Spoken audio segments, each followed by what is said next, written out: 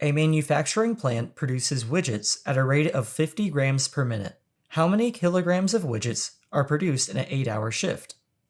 In order to solve this, we need to first convert our 8-hour shift into minutes, then calculate the total number of grams produced, and then convert the grams to kilograms.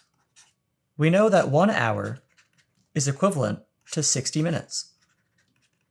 So to convert 8 hours to minutes, we need to multiply through our conversion factor of 60 minutes per 1 hour.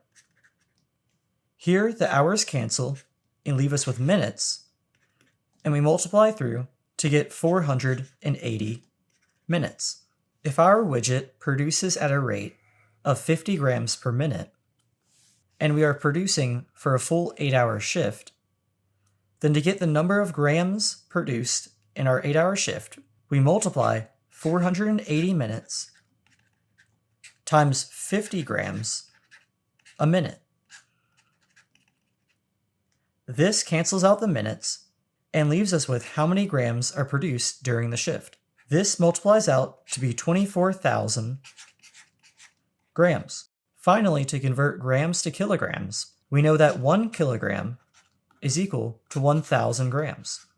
So to convert the grams to kilograms, we need to multiply through our conversion factor of 1 kilogram is equal to 1,000 grams. Here the grams cancel out and leave us with kilograms.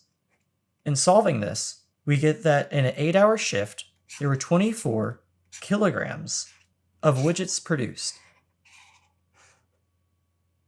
If you found this video helpful, don't forget to leave a like, subscribe, and let me know in the comments what topics you'd like to see next. Thanks for watching.